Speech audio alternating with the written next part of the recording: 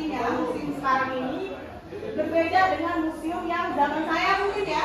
Kalau dulu orang taunya museum itu, ya kuno banget sih jalan-jalannya ke museum. Sekarang museum cuma orang ngedate, nggak bioskop lagi. Pengelola museum kayak kemarin tuh yang muda-muda, yang punya jiwa kekinian ya. Gitu. Walaupun kemarin yang pemandu kita gayanya kurang oke juga ya. Gayanya merasa nggak? Merasa ada masukan ya. Tapi yang benar-benar di museumnya saya rasa bagus, cara dia menyampaikan, memperkenalkan museum itu bagus. Nah, itu salah satu ciri-ciri museum yang harus menggait Gen Z ini. Jadi jangan biarkan Gen Z itu hanya dengan teknologi handphone saja, tapi juga harus dikenalkan dengan museum. Karena museum itu juga sekarang menarik. Selain museum yang paling kita kunjungi, museum apa yang pernah kalian datangin? Di sebelah sini kayak belum. Siapa namanya? Ini kayaknya nggak ada di kelas saya nih. Tengkuvia, Bu. Tengkuvia. Orang Aceh? Medan. Orang Medan ya, orang Medan. Ya, Tengku. Panggilannya Tengku? Iya. Ya, museum mana aja? Museum. Aku udah lupa ada waktu lagi SMA pernah ke museum yang ada di Bali. Bali? Iya, cuma Bagus nggak? bagus, Bu. Dikaitkan dengan teknologi nggak? Belum ada. Jadi tuh masih tradisional tuh, cuma kayak ada art ininya, ada patung-patung. Saya yang lupa nama museumnya ya. Iya, lupa. Oke. Jadi itu tahun berapa? Itu waktu 2020. Ya.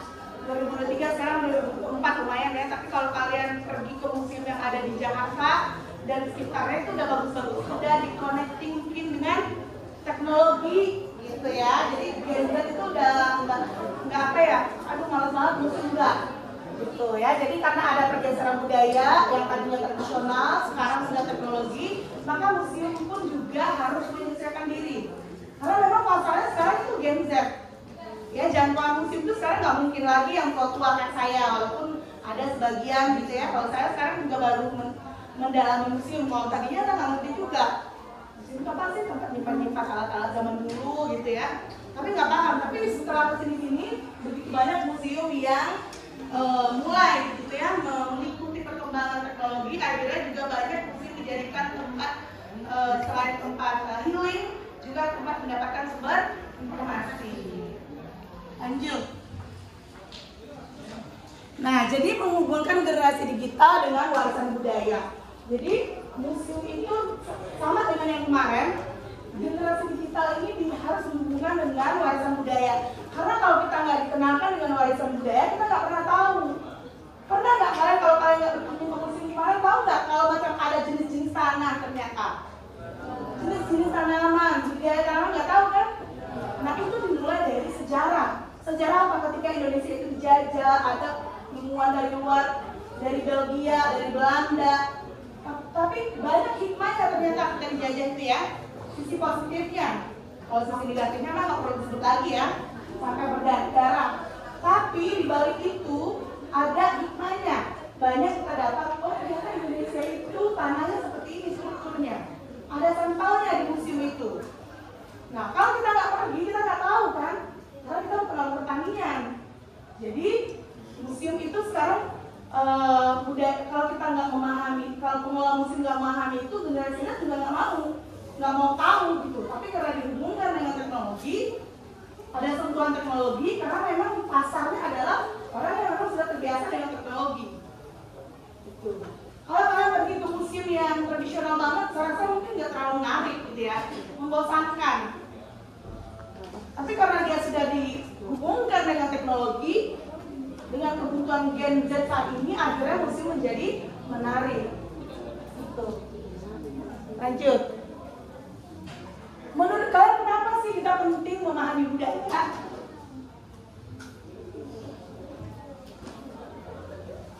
Ayo, kenapa?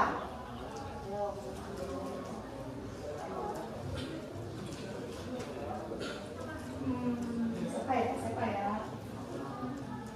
Oh, yang pakai baju bola. Iya, kamu. Siapa namanya? Fauzan. Aslinya dari mana? Oh, Jakarta budayanya apa?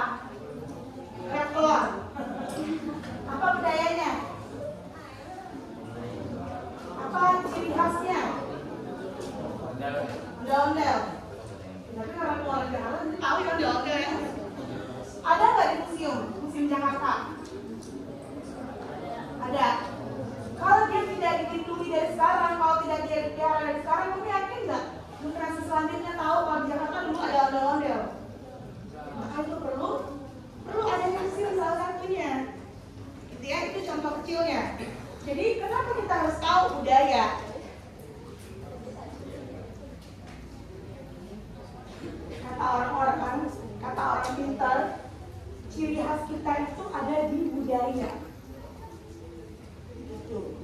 Ya, orang Betawi ondel-ondel. Kalau orang Sumatera, siapa orang Sumatera di sini? Siapa orang Sumatera, kan Ibu? Di Medan apa ciri khasnya? Ya.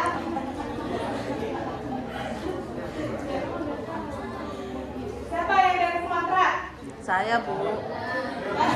Dua. Ya, kamu? Mana? Siapa namanya? Iya, kamu. Di mana Saril? Sumateranya. Hah? Di mana? Sumatera Selatan. Kalau Palembang apa ciri khasnya? Sumatera Barat apa ciri khasnya? Sumatera Utara. Sumatera apa sih kamu? Medan sama dengan apa ciri khasnya? Hah? Itu kalau seandainya tidak dikenalkan, kamu nggak tahu kan kalau itu budaya Medan. Perbedaan Medan dengan Betawi ada ciri khasnya. Jadi ketika orang melihat budaya Medan, oh ini Medan. Jadi budaya itu adalah ciri khasnya. Kalau hilang budaya itu kita nggak punya ciri khas. Nggak ada yang bisa membedakan kita dengan yang lainnya. Makanya budaya itu perlu dijaga. Nah ini kalau kita tidak dikenalkan dengan budaya, dia nggak tahu budayanya apa. Bedanya budaya timur dengan budaya barat. Kita ini timur atau barat? Hah?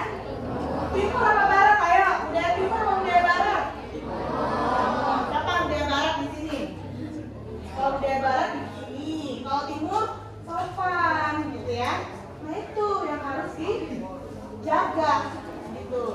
Karena itu adalah identitas, salah satu identitas diri. Maka perlu diwariskan. Karena Gen Z ini dari awal dia sudah terbentuk teknologi, dia sudah melihat belahan dunia mana saja melalui teknologi. Kalau tidak dikenalkan budayanya sendiri, dia nggak tahu. Karena dia cenderung menerima, gitu ya.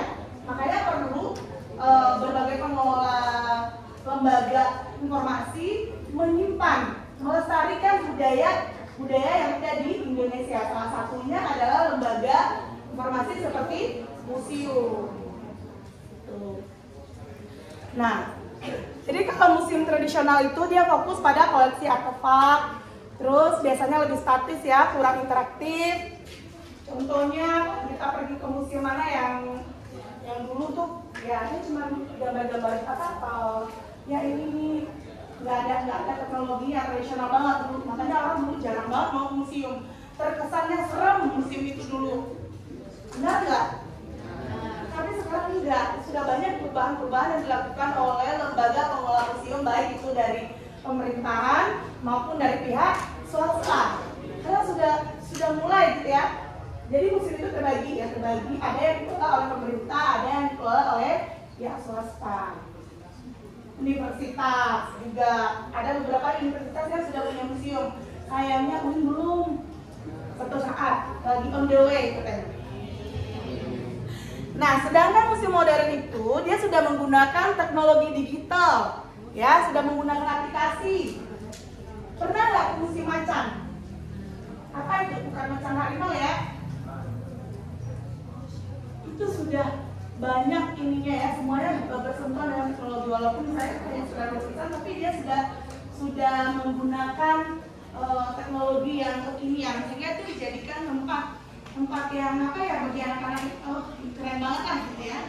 Tapi itu dikelola oleh swasta dan masuknya berbayar. Jangan main sepeda aja, masuk museumnya. Museum BI, keren tuh, gratis bagi pelajar.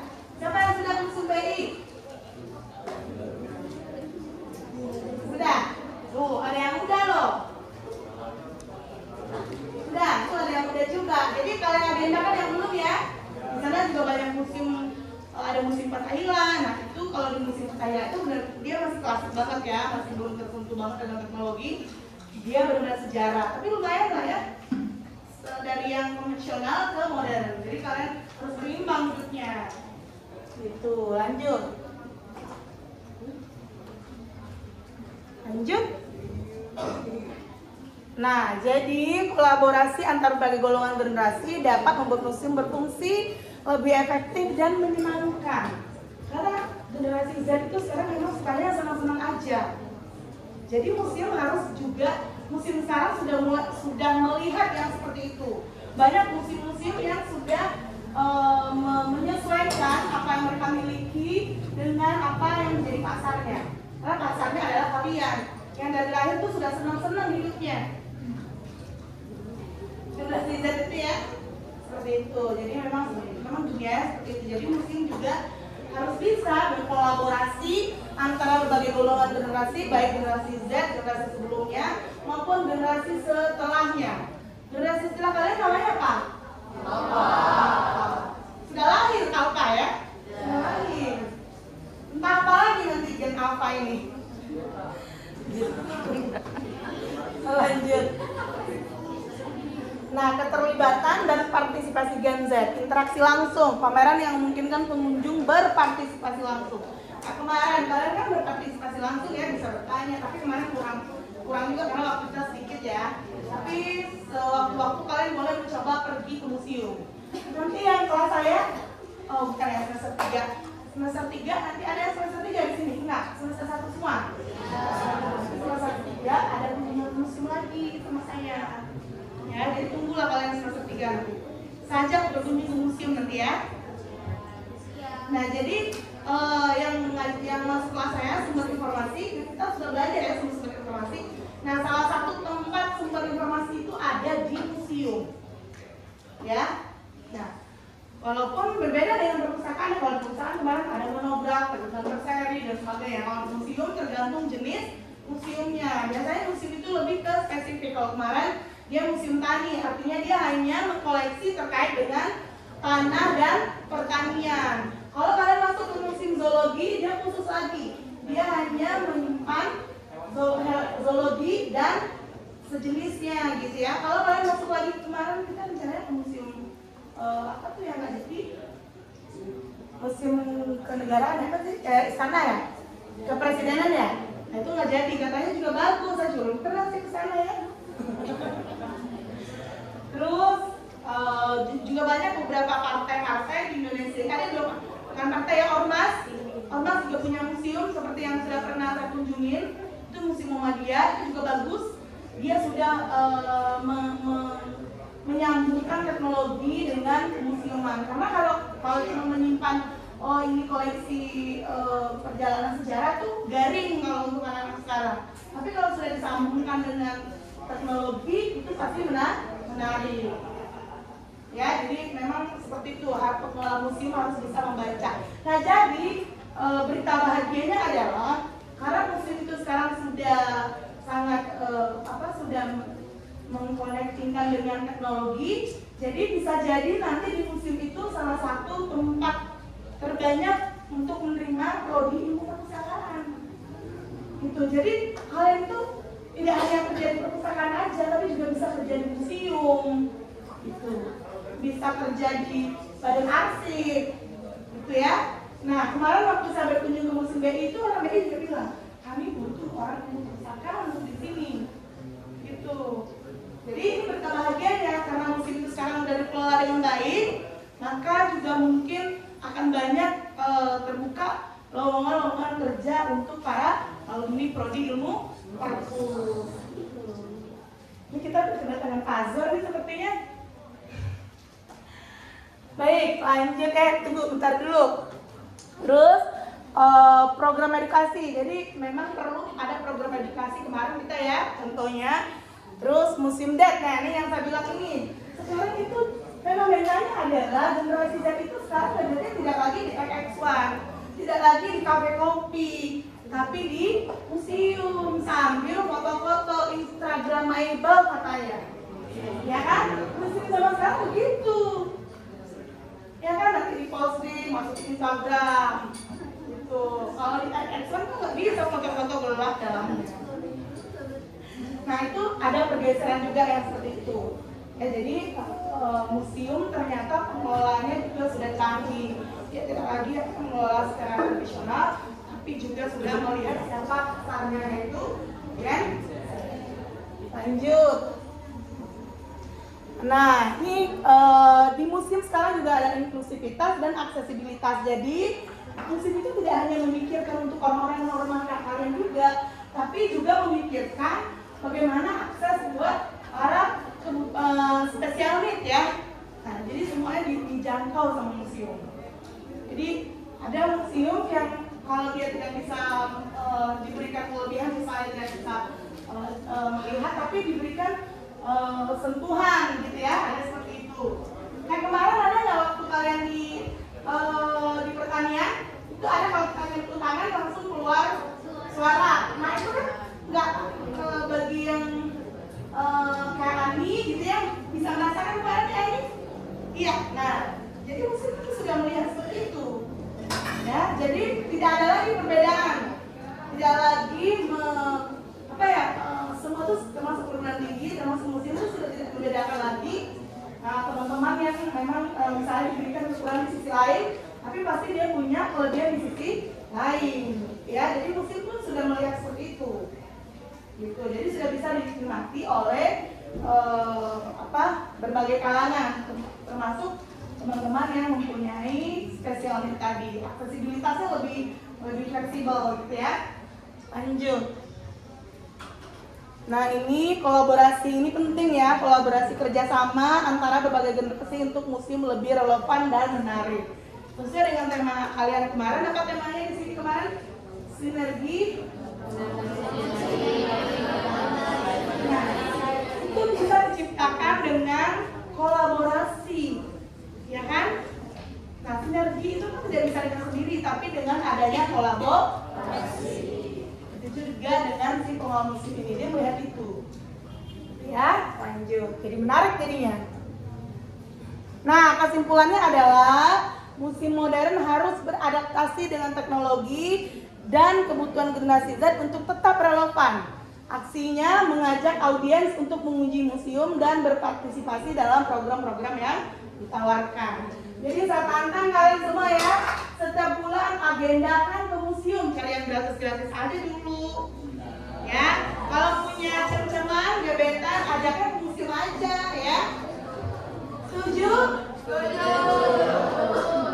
Mungkin kita aja sedikit tentang museum ya, karena hari ini kita mendengarkan juga apa sih menariknya arsip.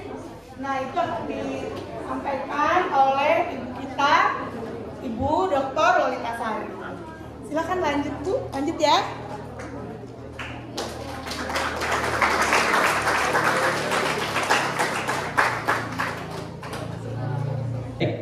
Ada lagi teman-teman yang ingin bertanya? Kalau enggak, bisa sesi. Siap, mantap nih. Ingat sebut nama, kelompok, mentor, sama pertanyaan. Ya baik, terima kasih. Perkenalkan nama saya Ahmad Yasif Hayes dari kelompok 8, mentornya Kak Nisa. Saya ingin bertanya kepada Bu Weni. Tadi kan Ibu bilang minimal Gen Z itu harus mengunjungi lah ke museum dalam beberapa bulan gitu ya. Nah, saya ingin meminta saran kepada Bu Weni, museum apa yang harus kita kunjungi gitu sebagai Gen Z. Terima kasih. Ini kayaknya dia udah ancang-ancang mengunjungi museum nih. Ya, museum apa yang saya rekomendasikan untuk dikunjungi gitu ya. Sebenarnya semua museum itu saya rekomendasikan untuk dikunjungi. Baik itu dia dikelola secara tradisional maupun secara modern. Karena Gen Z itu perlu berimbang. Dia tidak hanya perlu melihat ke teknologi juga, tapi dia juga lihat ada juga yang harus diimbangkan, yang dikelola secara konvensional tradisional itu juga perlu. Tapi untuk saat ini museum-museum yang ada di sekitar Jakarta tuh memang lebih banyak terconnecting untuk teknologi ya, lebih ke teknologi. Nah apa yang saya rekomendasikan banyak banget gitu. Nah salah satunya mungkin yang dekat-dekat aja dulu sekitar Jakarta ya, mungkin Museum BI bisa kalian perginya hari Minggu gitu ya. Nah kenapa Museum BI? Mungkin kita perlu tahu juga sejarah ekonomi Indonesia itu seperti apa dari segi nilai uang gitu ya. Ternyata dulu saya nggak tahu, tapi setelah saya kesana, oh iya, dulu nilai tukar uang itu seperti apa. Nah itu kan pengetahuan ya. Mungkin nggak bisa kita dapatkan kalau kita nggak cari tahu sendiri, Saya pengen nggak ada kalau orang, tapi kalau disajikan dalam museum itu beda banget gitu. Kita jadi tahu dulu alat tukarnya seperti ini. Nah menurut saya itu menarik.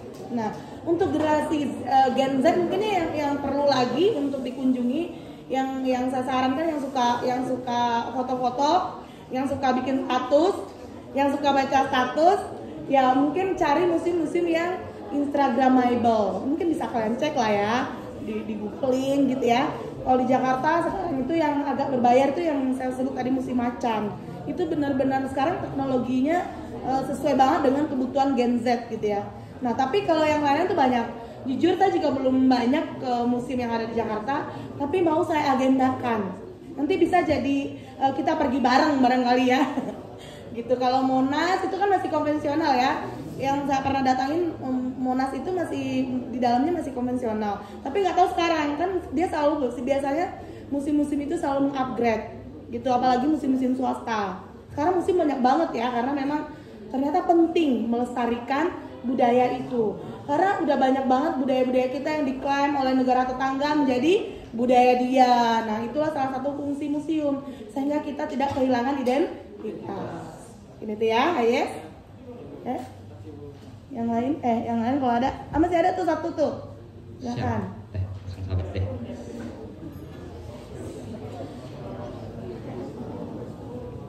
Perkenalkan, nama saya Fatih Raka dari kelompok 8. Saya memiliki 2 pertanyaan. Yang pertama itu bagaimana sih apakah etis museum-museum di luar negeri yang mengambil artefak Indonesia dan memamerkannya di sana? Dan yang kedua, seperti yang tadi Ibu bilang, museum udah banyak yang inovasi dengan teknologi. Nah, karena sekarang udah zaman teknologi kan, juga zaman internet yang serba instan mendapatkan pembelajaran. Nah, apa sih kekurangan belajar budaya instan dari internet dengan belajar ke museumnya langsung? Ya, itu terima kasih. Ya baik, saya langsung jawab ya. Siapa tadi namanya? Hah? Fatih. Oke, Fatih. Yang pertama tadi pertanyaannya kenapa? Apa tadi pertanyaannya? Ini museum luar negeri mengambil artefak di Indonesia. Kalau masalah etis dan tidak etisnya itu tergantung cara dia ngambilnya seperti apa. Ya, banyak kasus. Dulu pernah ada kasus museum di Solo, Museum Erlangga kalau nggak salah ya namanya. Itu dia menyimpan artefak yang puluhan tahun yang lalu yang harganya itu udah MM-an gitu ya. Nah asli gitu dari zaman Majapahit kalau nggak salah. Terus tiba-tiba yang karena waktu itu mungkin belum terlalu banyak pengelola museum itu yang mengupgrade diri dia, yang mempunyai skill yang tepat dalam mengelola gitu ya. Kalau sekarang sudah banyak ya. Bahkan sekarang ada S2 museum dan 3 museum tapi masih di luar negeri, di Indonesia belum ada. Nah itu mereka tuh hanya memikirkan keuntungan secara pribadi. Jadi ada artefak itu yang digelapkan. Yang ngerti kan mereka ya, yang dalam kuratornya, pengelolanya dan sebagainya. Akhirnya dibikin duplikat yang persis seperti asli. Kalau kita pengunjung itu nggak tahu itu asli apa enggak sih. Kita kan cuma lihat dia dipajang kalau disentuh. Nah, ada seorang peneliti, dia mencurigai kalau itu tidak asli. Ternyata benar, yang aslinya sudah dijual ke luar negeri dengan harga miliaran. Ya, sayang banget kan? Nah, akhirnya itu berarti dia mendapatkan dengan tidak cara yang bagus. Artinya itu nggak etis, itu udah nggak halal, gitu ya. Secara hukum agama itu udah haram gitu. Nah, secara wajib budaya dia tuh merampok budaya kita, sejarah kita, gitu ya. Tapi banyak juga yang seperti arsip misalnya, banyak banget naskah-naskah kuno Indonesia ini yang ditemukannya di Belanda, di museum di Belanda, di pusat arsip yang ada di Belanda. Nah itu kita telusuri lagi, kenapa? Karena memang Indonesia ini dulu jajahan Belanda. Jadi ketika mereka di sini, mereka simpan arsipnya, mereka bawa ke sana dan mereka simpan di sana. Nah itu jalurnya nggak mungkin kita ya sudahlah gimana lagi gitu ya. Tapi banyak untungnya juga karena mereka sangat sangat merasa itu penting, mereka simpan dengan baik, mereka kelola dengan baik, dan akhirnya kita belajar ke sana. Coba kalau mereka tidak kelola dengan baik, kita akhirnya ngilangin identitas gitu. Walaupun sekarang dia ditempatkan di sana, tapi masih bisa kita mengetahui kalau itu orang Indonesia yang punya. Ini banyak arsip sejarah Indonesia ini, manuskrip Indonesia ini, barang-barang antik Indonesia ini disimpan di negara-negara maju karena mereka lebih paham. Kita terlambat paham. Baru 10 tahun terakhir ini kita memahami itu gitu. Jadi etis-etisnya tergantung dia tuh didapatkan dengan cara apa, gitu ya. Nah kalau dibilang etis ya seperti yang saya bilang tadi, arsip Indonesia, naskah kuno Indonesia, barang-barang Indonesia banyak di Belanda. Karena memang Indonesia ini dulu jajahan Belanda. Tapi ada memang beberapa bagian yang benar-benar itu kembalikan lagi ke kita, dan beberapa bagian memang mereka kelola dengan baik di situ. Pertanyaan berikutnya tadi apa? Belajar itu kekurangan belajar. Ya, oke. Kalau teknologi semua bisa dilihat dari teknologi, tapi yakin nggak semua bisa terpenuhi dengan adanya teknologi. Ya, di teknologi itu kita tidak bisa belajar secara emosi, itu tidak ada di teknologi. Kalau kata anak muda sekarang chemistry-nya nggak ada. Kalau kita hanya melihat di teknologi doang, kita pasti lihat realnya, gitu. Ya, nah sekarang kan gitu kalau contohnya bahwa orang berkenalan di media sosial kan semuanya cantik karena ada filter. Tapi ketika lihat realnya, ternyata nggak jadi kenalan deh, realnya seperti itu gitu ya. Nah jadi kalian tuh perlu juga melihat realnya, perlu lihat juga nyatanya, gitu ya. Jadi jelas tidak semua bisa, walaupun sekarang ada EE dan sebagainya, tapi EE itu nggak punya perasaan. Jadi perlu juga melihat kenyataan, ya. Oke, mungkin itu ya.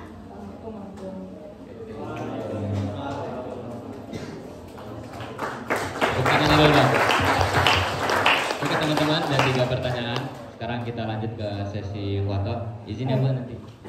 Ya, Azwan.